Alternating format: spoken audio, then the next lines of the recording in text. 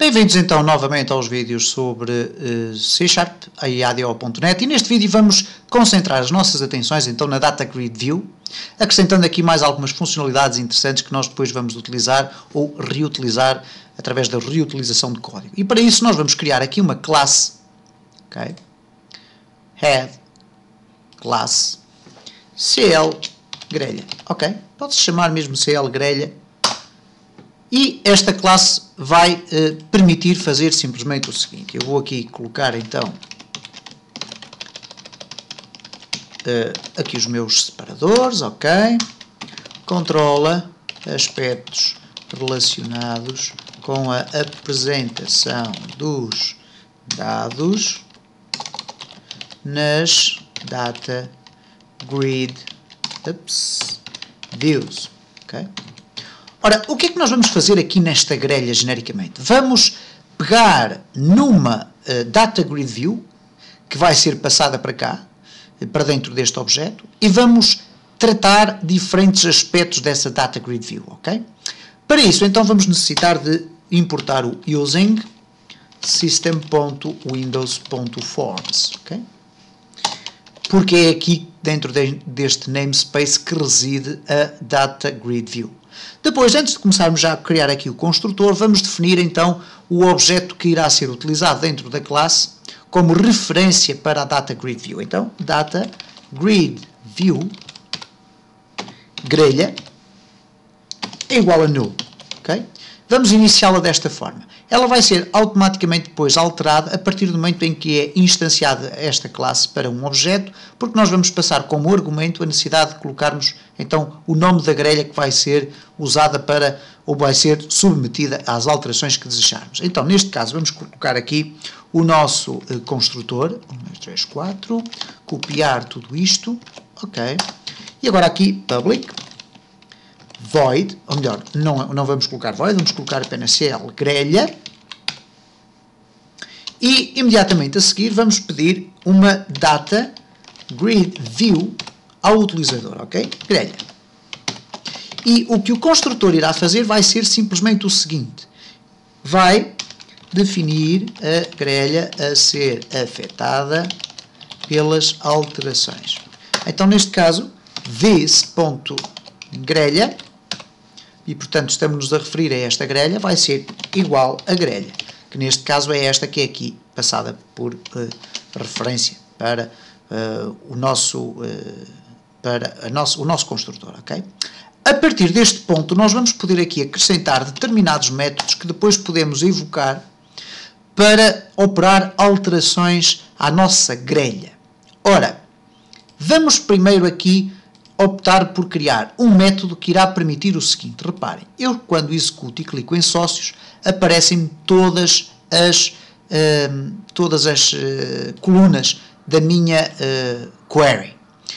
Poderiam dizer assim, bom, mas é muito simples, então faz-se uma query na qual não apareça o ID sócio, ou melhor, posso exemplificar aqui, eu vou aqui aos sócios, e na query que é usada para a construção da grelha, eu poderia definir, em vez do asterisco, colocar aqui assim, nome, morada, código postal, etc, etc. O que iria acontecer era um problema.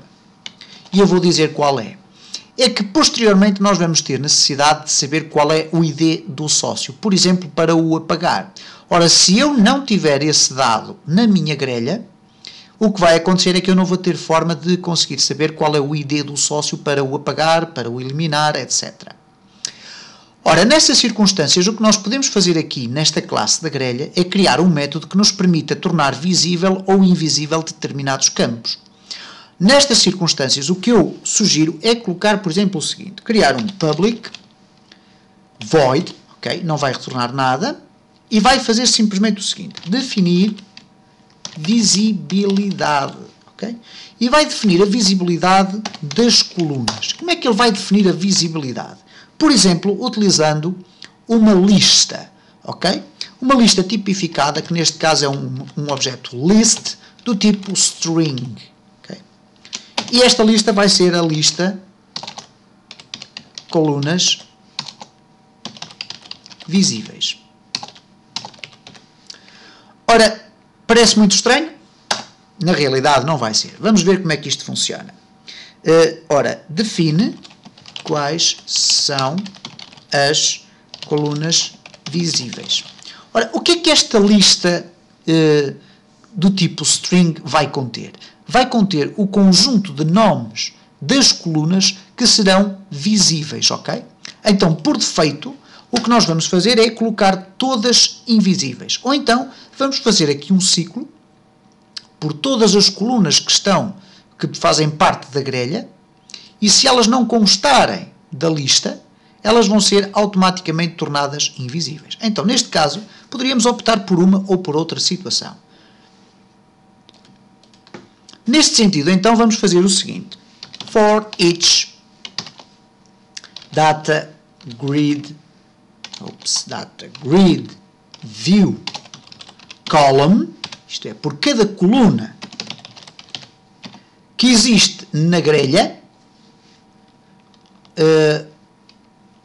for each data grid view column in grelha.columns, okay? Isto é, por cada coluna que existe na grelha, o que é que ele vai verificar? If lista colunas visíveis.contains, isto é, se dentro da lista dos itens que pertencem à lista das colunas visíveis está contido o column.columnName, ou melhor, name, ok? Neste caso não é preciso column name porque já estamos a falar da coluna. O que é que vai acontecer nestas circunstâncias? Se o nome da coluna faz parte da lista de colunas visíveis, então vamos aqui reforçar grelha.col, ou melhor, não precisamos da grelha, temos aqui a coluna.visible igual a true, else coluna.visible igual a false. E então, neste sentido, nós conseguimos controlar a visibilidade ou não das colunas, ou melhor, a visibilidade é controlada, tornando visíveis ou invisíveis as colunas que nós especificarmos. Neste contexto, bastará agora simplesmente definir o seguinte.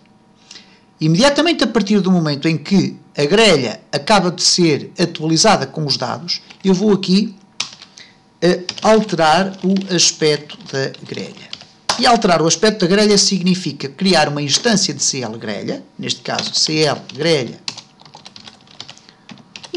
por exemplo, é o nome que eu vou dar, é igual a new CL grelha. E aqui eu vou passar por referência qual é a grelha que eu estou a utilizar. Neste caso é a grelha sócios. Okay? E imediatamente a seguir eu vou fazer o seguinte, grelha.definir visibilidade. Okay? E depois, como argumento, eu vou criar uma nova lista, new list de string, e vou colocar aqui os valores que eu pretendo. Neste caso, vou separá-los, vou criar aqui inline, ok? Uma lista string inline com os diferentes valores separados por vírgulas. Então, o que é que eu vou querer? Primeiro, o nome, depois a morada, depois o código